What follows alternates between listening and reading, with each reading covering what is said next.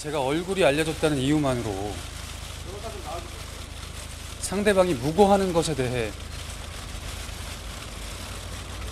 정말 쉽게 생각하는 것 같은데,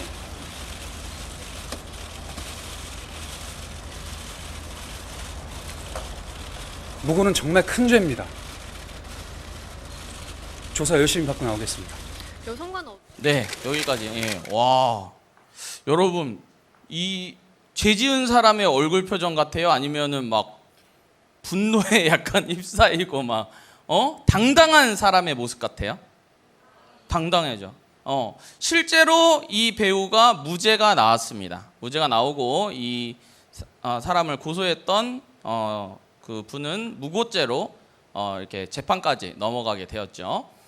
여러분, 이분이 지금 당당할 수 있는 거는 실제로 죄를 내가 지었어요, 안 지었어요? 안 지었기 때문에 당당할 수 있는 거예요. 그렇죠? 내가 당당할 수 있는 이유가 뭐냐? 죄를 짓지 않았기 때문이에요. 여러분, 오늘 제목 한번 읽어봅시다. 시작. 무엇이 그리스도인을 어떻게 만들어요? 당당하게 만드는가? 여러분, 학교 안에서 여러분 당당하십니까? 당당하세요? 목사님, 저 그래도 당당하게 잘 학교 생활 잘하고 있는 것 같은데요. 근데 여러분들은 왜 죄도 안 지었으면서 말미잘처럼 말리는가? 목사님, 한번 질문 한번 해보겠습니다. 내가 그리스도인이라고 당당하게 친구들에게 얘기하고 있는 친구들 한번 손 한번 들어주세요. 내가 교회 다니고 있고, 나는 그리스도인이고, 난 예수님 닮은 사람이고. 우리 고등부는 많네요. 제가 청소년 부서에서 설교할 때 정말 5명도 손을 안 들어서 너무나도 놀랐어요. 이 학교 안에서 밥 먹을 때, 기도할 때 쪽팔리다고 안 하고, 친구들한테 내가 일부러 그리스도인이라고 말을 안 하는 친구들이 너무나도 많아요. 전도사 때, 목사님 전도사 때 그때 같이 사역했던 우리 집사님 한 분이 계셨는데 회사의 CEO였었어요. 혹시 히터 틀고 있나요? 아니죠? 예. CEO가 계셨는데 사장님이죠. 사장님이 자기 사무실 있잖아요. 사장 사무실에서 들어가면은 막 복음 성가를 열심히 항상 부르세요. 막 이 산지를 내게 주소서 이러면서 막 나머지 밑에 부하 직원들이 일하고 있는데도 막 찬양을 그렇게 크게 부르세요. 그런데 이분이 성격이 보통 괴팍한 게 아니에요. 너무나도 괴팍해가지고 부하 직원들이 그냥 이 사장님만 뜨면은 그냥 탁 이러고 있고 도망가고, 이제 길가에서 마주치면 어떻게 할 것 같아요? 부하 직원들이 숨어요. 여러분, 과연 이분은 그리스도인으로서 빛의 역할을 하고 있는 걸까요? 그렇지 않죠. 이분이 교회에 와서 처음에는 자기가 정말 크리스찬 이 사장으로서 제가 회사를 그렇게 운영하겠습니다 막 당당하게 하셨는데 점점 주눅 드는 거예요. 왜냐? 자기의 삶과 그게 맞지가 않으니까는 밑에서 그 부하 직원들이 봤을 때 여러 가지로 시너지가 어떻게 되겠어요? 안 좋게 나겠죠. 자기도 느끼기 때문에 점점 그 당당함을 잃어버리게 되는 거예요. 목사님도 학교 생활할 때 나는 가만히 있는데 내 주변 친구들이 막 자꾸 얘기를 하는 거야. 목사님이 이제 소위 이제 전문 용어로 야매를 조금 부려보려고 하면은 친구들이 와갖고 야, 너 목사님 아들이잖아. 야, 너 교회 다니잖아. 뭐 계속 그러는 거예요. 부담돼 죽겠어요. 그러니까 내가 죄를 지으려고 해도 그 친구 때문에 내가 죄를 짓지 못했어요. 근데 사실 이 부담이 참 많이 됐습니다. 그래서 난 목사님 아들 아니었으면 얼마나 좋았을까 이런 생각도 하긴 했는데, 사실 이게 팩트죠. 내가 받아들여야 할 어떻게 보면 사실이에요. 그렇지만 나는 왜 그 소리를 들으면 나도 모르게 움츠러들게 되는가? 여러분, 답은 간편합니다. 그 답이 뭡니까? 내가 그리스도인처럼 당당하게 살지 못하고 있기 때문에, 내가 그렇게 살지 못하기 때문에, 말씀대로 내 삶 가운데 그것을 살아내야지 그리스도인이고 예수 닮은 사람인데 내가 그렇지 못하기 때문에 이상하게 그 세상 사람들 앞에 설 때 자신감을 잃어버리고 당당하지 못하는 거예요. 성경에 여러분 담대하다고 생각하는 인물들이 누가 있습니까?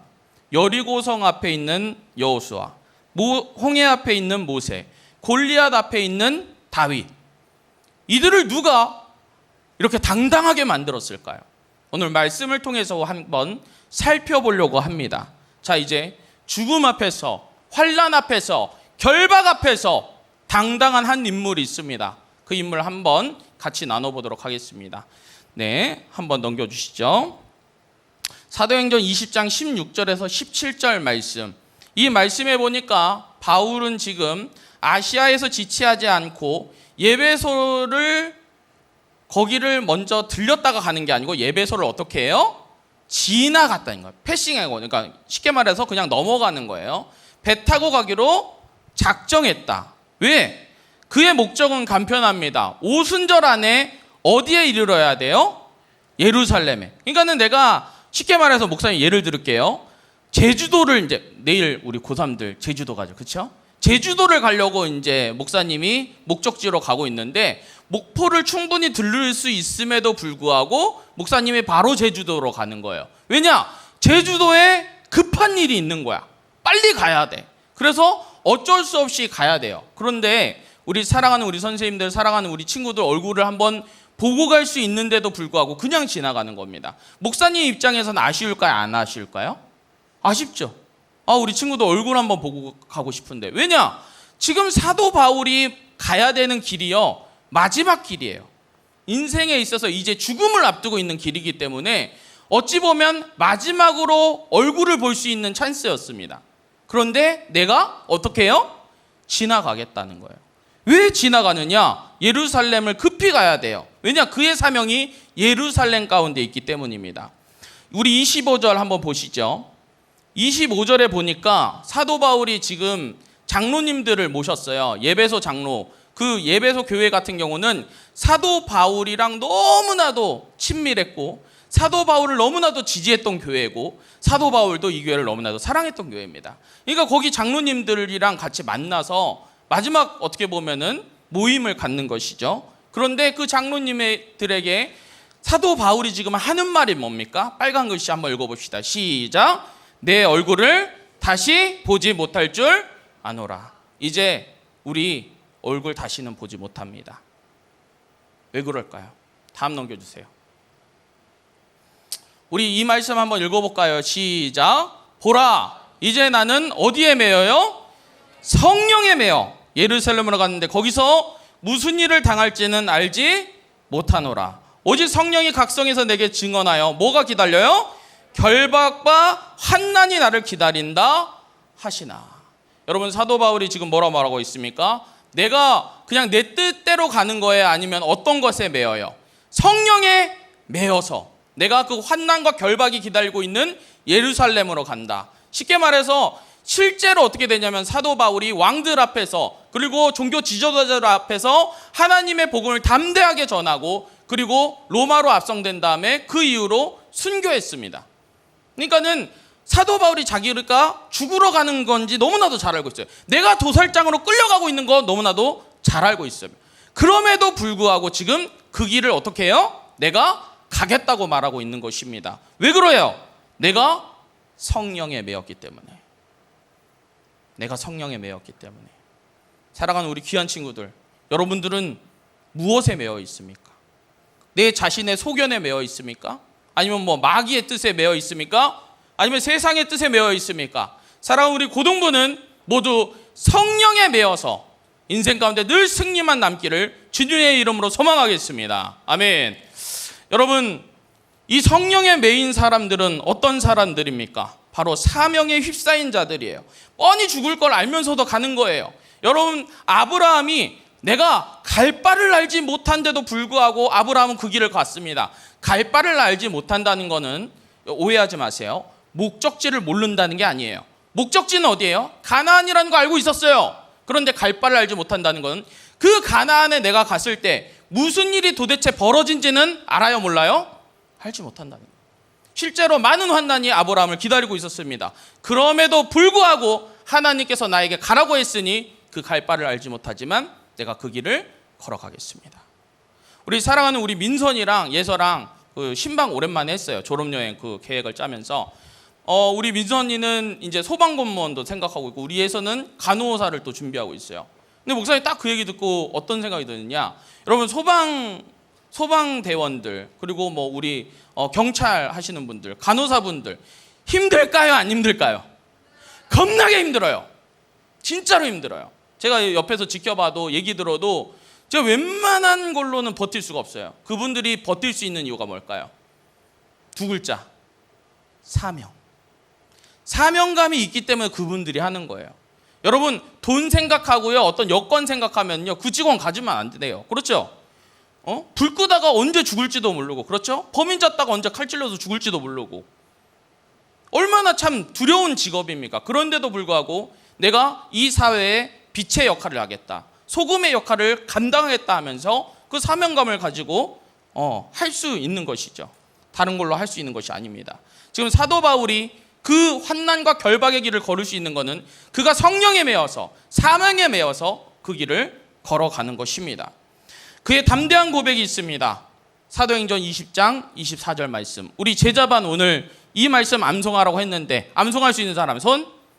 점심시간에 하려고 그러잖아, 벼락치기로. 그렇지? 내가 달려갈 길과 주 예수께 받은 사명, 곧 하나님의 은혜의 복음을 증언하는 일을 마치려 하면 나의 생명조차 조금 더 귀한 것으로 여기지 아니하노라. 아멘. 이 말씀 여러분 제자반 아니어도 모두 암송했으면 좋겠습니다. 사도 바울의 고백이에요. 내가 생명조차 조금 더 귀한 것으로 여기지 아니한 이유가 뭐예요? 하나님의 그 사명을 내가 감당하기 위해서 그 길을 달려간다고 말하고 있습니다. 여러분, 무엇을 향해서 여러분들 달려가고 있습니까? 무엇이 여러분들을 잡아서 이끌고 있습니까? 목사님 자주 얘기하잖아요. 전라도 사람이 목사님이 왜 경상도 가서 사역했을까요? 나도 몰라요. 끌려갔어요. 그냥 매였어요. 그 성도들 얼굴 보니까 눈물이 났어요. 그래서 나도 모르게 한다고 했어요. 왜 목포로 왔을까요? 성령에 매여서 왔어요. 내 뜻대로 내가 막 맘대로 해가지고 오지 않았어요. 여러분들의 인생이요, 여러분 뜻대로 난 내 계획대로 할 거야 막 이런 사람들 주변에 있었거든요. 보면은요 다 뭔가 뒤틀려져요. 그런데 내가 내 인생 하나님께 맡겨보겠습니다, 성령의 바람에 내가 맡겨보겠습니다 하는 사람들은요, 여러분들 스스로 책임지는 게 아니고요, 성령 하나님께서 여러분의 인생을 책임져 주실 줄 믿습니다. 아멘. 그렇기 때문에 여러분 어디 바람을 타야 돼요? 성령의 바람 타야 돼요. 아멘. 성령에 매여야 돼요. 다른 사람한테 매이지 마세요. 자기 스스로에 빠지지 마세요. 오직 하나님의 말씀과 기도를 통해서 성령의 뜻을 간구하면서 뜻이 하늘에서 이루어진 것처럼 어디에서 이루어져야 돼? 땅에서 내 삶 가운데 이루어지기를 간구하는 저와 여러분 되시길 주님의 이름으로 소망하겠습니다. 목사님, 이 구절을 보면은 떠오르는 분 한 분이 계세요. 사진 한번 띄워봐 주세요. 네. 누구실 것 같아요? 이거 맞추는 사람 내가 문상 줄게. 야, 저번 주에 그 받은 사람 누구야? 지우였어? 못 줬어 아직. 오케이, 내 줄게. 기억하고 있어. 또, 자, 선생님들 중에 기회 드리겠습니다. 반 아이들한테 주세요. 못 맞히시겠죠? 어려워요. 이분이 누구냐면 탕명환 우리 소장님이세요. 2단 그 연구소를 하신 분이에요. 그러니까는 여러분 그 사바한가 뭐 그 영화 있었잖아요. 막 2단 막 이정재가 막 2단들 막 이렇게 찾아다니면서 막 연구하고 막 잘못된 거 까발리고 막 그런 역할을 하신 거예요, 실질적으로.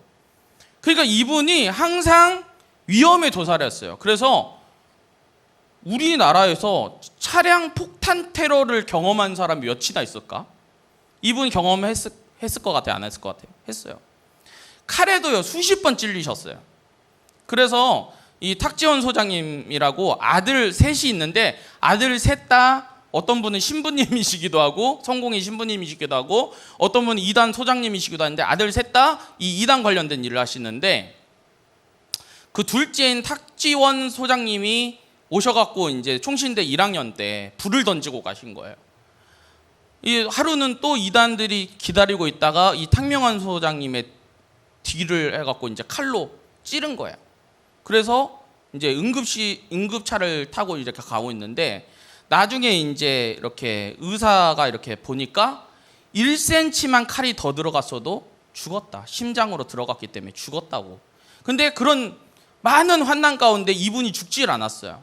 그래서 또 칼을 맞고 쓰러져 가면서 응급차로 이제 실려갈 때 둘째인 탁지원 소장님 손을 잡고 이렇게 얘기하더래요. 아들아, 사명자는 사명 다한 날까지 죽지 않는다. 이 말씀이 목사님 마음 가운데 불을 질렀어요. 야, 어떻게 저렇게 살 수가 있을까? 그러니까 나머지 3명의 아들들이 어떻게 해요? 힘든 길인 거 알면서도 이 3명이 모두 이단에 관련된 일들을 하고 계시는 거예요. 목숨을 걸고. 어떻게 해요? 이들이 뭐에 매였을까요? 사명에 매이고 성령에 매였기 때문입니다. 다음 한번 넘겨주시죠. 사도행전 20장 37절에서 38절. 이제 장로님들이 크게 울면서 사도 바울과 껴안으면서 입을 맞추고 다시 그 얼굴을 보지 못하리라 한 말을 말미암아 더욱 근심해요. 그들이 기도해봐도 성령께서는 똑같은 응답을 합니다. 사도 바울이 고생할 것을. 21장, 지금 20장이죠. 21장에 보면은 아가보 선지자가 나오는데 그 아가보 선지자가요, 와가지고 사도 바울 앞에서 갑자기 자기 손을 막 맵니다. 줄로. 매가지고 바울, 당신도 이렇게 될 것입니다. 예루살렘 가면 이렇게 매일 거예요. 죽을 거예요. 그렇게 말을 하는데도 불구하고 사도 바울은 어때요? 그 길을 걸어갔어요? 안 걸어갔어요? 걸어갔다는 것입니다. 이게 사도 바울의 이 장로님들이 본 마지막 모습입니다. 목사님 첫 전도사 때 사역했던 그때가 떠오릅니다. 그때 참 이제 초임 전도사라서 참 실수도 많았어요. 그런데 그 부서는 7년 동안 목회자가 계속해서 바뀌었습니다. 1년을 연임을 못하는 상황 가운데 있었어요. 그래서 부서 분위기가 좋았을까요? 나빴을까요? 안 좋았어요. 겁나게 안 좋았어요. 근데 나는 거기서 선생님을 하고 있었어요. 참고로. 근데 선생님 했는데 신대원 붙었다고 갑자기 나보고 전도사를 하라는 거예요. 그 부서. 뻔히 그 분위기 아는데. 그래서 나 못하겠어요. 막 담임 목사님한테 찾아가서 못하겠다고 당돌하게도 막 얘기했습니다. 그런데 막 억지로 막 진짜 전라도 말로 쑤셔 넣으셨어요. 그래서 전도사를 하게 됐는데 와, 1년 동안 이 힘든 얘기하면 오늘 설교 못 끝나요. 너무 힘들어갖고요. 목사님이 공황장애도 겪고요. 막 혀도 막 굳는 것도 막 경험하고 막 그랬어요. 그래갖고 이제 주변에 내 동기들이 나 힘든 거 아니까 자기가 좋은 교회 있대요. 소개시켜준대요. 그래서 목사님, 그땐 전도사님이었죠. 목사님 보고 이제 그 교회 가라고 해가지고 결정이 다 된 상태였습니다. 그래서 마지막 철야 때 기도를 하고 있었어요. 하나님, 저 이제 좋은 교회 갈게요. 그 길 하나님께서 평탄하게 길을 열어주세요. 막 기도하고 있는데 갑자기 기도하는데 창환아 눈 좀 떠봐. 갑자기 기도하는데 아이들 우리 그때 당시 유년부였어요. 유년부 아이들 얼굴이 한 컷 한 컷 눈 감고 있는데 다 보이는 거예요. 이건 어떻게 설명이 안 되는 거예요. 눈 감고 있는데 계속 한 컷 한 컷 나오는 거예요. 막 눈물이 막 쏟아지면서 막 화도 나는 거예요. 하나님, 나보고 뭐 어쩌라는 겁니까? 막 이러면서 기도했어요, 목사님. 나보고 뭐 어쩌라는 겁니까, 도대체 여기서 이 상황 가운데서 펑펑 울면서 한 3시간 기도했던 것 같아요. 다음 날 좋은 교회 소개시켜줬던 전도사님한테 전화했습니다. 전도사님, 저 그 교회 못 갈 것 같아요. 왜요? 전도사님, 지금 옮기셔야 돼요. 안 그러면 당신 진짜 공황장애 제대로 걸려서 죽어요. 아니, 그래도 안 될 것 같아요. 아니, 기도해봤더니 뜻이 그게 아닌데 어떻게 갑니까?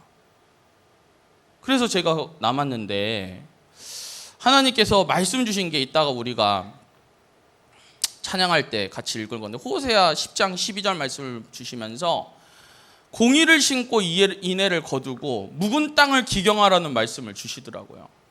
아, 사명자는 어차피 힘든 거 아니까, 어차피 죽을 줄도 아니까, 어차피 내가 뒤가 없다는 걸 아니까 그 길을 걸어가야겠다. 실제로 그 2년차 때 힘든 길인 거 알면서도 걸어갔을 그 2년차 때 하나님께서 말도 안 되는 열매를 보여주시기 시작했습니다. 아이들이 30몇 명으로 시작했는데 목사님이 마무리했을 때는 72명이었어요. 교사들은 10명이었는데 마무리했을 때는 27명이었습니다. 단순히 그냥 숫자로 얘기하는 것이 아니고 그 모든 영적인 부분들에서 바뀌는 것을 목사님이 봤어요. 그래서 하나님께 너무 감사하다 했어요. 그런데 문제가 가는 사역지마다 그걸 경험하게 하셨어요. 환장해 불어. 그런데 마지막 날 회식, 우리 선생님들이랑 회식하고 이제 다른 곳으로 또 발령이 나서 이제 가려고 하는데, 그때 목사님이 끝까지 나를 믿어주셨던, 끝까지 나를 지지해 주셨던 총무 선생님이 계셨어요. 우리 권사님이신데, 그 권사님 손 붙잡고 엉엉하고 울었어요. 예, 그때 8살인가요? 8살인 전도사가 권사님 손 붙잡고 진짜 엉엉하면서 울었습니다. 권사님 감사해요. 끝까지 믿어주셔서 감사해요. 끝까지 날 위해서 기도해 주셔서 감사해요. 이런 도와주는 자들이 있기 때문에 내가 그 사명을 감당했다고 생각이 들었습니다. 사도행전 20장 37절에서 38절의 모습, 장로님들이 왜 사도 바울과 함께 저렇게 껴안으면서 울고 있을까요? 그들은 죽음인 걸 알면서, 죽음의 길인 걸 알면서도 또한 그것이 사명의 길인 걸 알기 때문에 그걸 감당하기 위해서 서로 눈물로써 기도해주고 보내는 것입니다. 여러분 주변에 그런 동역자가 있습니까? 그렇게 함께 해주고 있는 사람이 있습니까? 그렇다면 여러분 인생은 복된 인생입니다. 다음 한번 넘겨봐 주십시오. 사도 바울이 이들을 이렇게 많은 개척한 교회들이 있지만 이제 자기가 순교의 길을 걸어갈 수 있는 이유가 무엇일까요? 바로 이 말씀 때문입니다. 이 말씀 우리 큰 소리로 한번 읽어보도록 하겠습니다. 시작. 지금 내가 여러분을 주와 및 그 은혜의 말씀에 부탁하노니 그 말씀이 여러분을 능히 든든히 세우사 거룩하게 하심을 입은 모든 자 가운데 기업이 있게 하시리라. 아멘. 오늘 우리 함께 읽은 말씀이죠. 여러분, 사도 바울이 믿는 구석이 있었습니다. 그것이 무엇이냐면 바로 하나님의 말씀이에요. 나는 떠나지만 하나님의 말씀이 여러분들을 든든히 세울 것이다. 내 몸은 떠나 있지만 성령께서 여러분과 함께 하실 것이다. 그 말씀이 여러분의 인생을 변화시킬 것이라는 말씀입니다. 저도요, 교회에 이제 사역하다 보니까 많이 교회 옮겨 다니잖아요. 그런데 걱정이 없어요. 제가 고등부 하다가 내가 몇 년 할지 모르겠어요. 그런데 옮겨도 걱정이 없어요. 왜냐? 여러분의 인생을 책임지는 거는요, 정광복 목사가 아니에요. 성령 하나님이고 말씀 하나님인 줄 믿습니다. 그 말씀 하나님이 여러분의 인생을 든든히 세워주실 것이에요. 여러분, 그러니 다른 사람 의지하지 마십시오. 특히나 사람 의지하지 마십시오. 말씀 하나님, 성령 하나님만 의지하시는 저와 여러분 되시기를 주님의 이름으로 소망하겠습니다. 여러분, 우리 제목 한번 읽어볼까요? 시작. 무엇이 그리스도인으로 당당하게 만드는가? 여러분, 당당하게 살고 계십니까? 왜 나는 당당하지 못할까요? 답은 정해져 있습니다. 내가 그리스도인처럼 어떻게 해요? 살지 못하기 때문에. 내가 공동체를 세우는 자가 아니고 수군수군하는 자였으며, 내가 영적 지도자에게 순종하는 자가 아니라 자기의 소견대로 산 자였으며, 내가 말씀과 기도를 의지하는 것이 아니라 세상 소리에, 사람의 소리에 의지했기 때문에 내가 당당하지 못한 것입니다. 내가 그 말씀을 삶으로 살아내지 못했기 때문에 내가 당당하지 못한 것입니다. 사랑하는 고등부 공동체 성도들이요, 세상 사람들이 우리 교회 공동체를 보고 교회를 나오고 싶어 할까요? 우리 중등부의 고용진 지사님이랑 얘기할 때 목사님 참 재미있는 많은 인사이트를 얻어요. 우리 고용진 지사님은 저기 불교에서 오셨거든요. 불교에 아주 깊이 이제 몸을 담그고 있으시다가 오셨어요. 근데 그 지사님이 가끔 뭐 그런 얘기를 하신대요. 부서 사역을 하다 보면, 권사님, 난 권사님 때문에 불교로 다시 가고 싶어, 뭐 이러신다는 거예요. 그래서 왜요? 그러니까 아니, 내가 권사님 보면 내가 하나님 전혀 안 닮은 모습 보니까 도대체 기독교에 진리가 있는 건지 이 말씀이 능력 있는지 내가 잘 모르겠어, 이런 얘기를 막 하신다는 거예요. 근데 내가 막 웃다가 갑자기 내 마음이 막 찔리더라고요. 나는 과연 그 다른 사람들, 타 종교 사람들이 봤을 때, 세상 사람들이 봤을 때 과연 교회에 나오고 싶게 만드는 존재인가?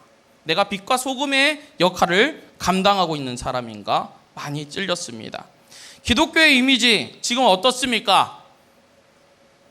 여러분, 목사님이 어떤 범법을 저질렀어요. 그래서 경찰관이 불렀어요. 그래서 저는요 사랑의 교회 고등부 목사인데요 하면은 아유 목사님이세요, 아유 지나가세요 이럴까요? 아니죠. 어쩌라고요? 뭐 면허증 주세요 이러게 하겠죠. 근데 일본은요, 내가 기독교인이다라고 말을 하면은요, 조그만한 어떻게 보면은 그런 뭐라고 하죠? 그런 이제 잘못된 그런 부분에서 벗어날 수 있다 그러더라고요. 크리스찬이 1%밖에 되지 않습니다. 근데 그 1%의 기독교인이 빛의 역할을 잘 감당하기 때문에 크리스찬이라고 한다면은 보증수표가 되는 거예요. 우리 한국 기독교도 그렇게 돼야 할 줄 믿습니다.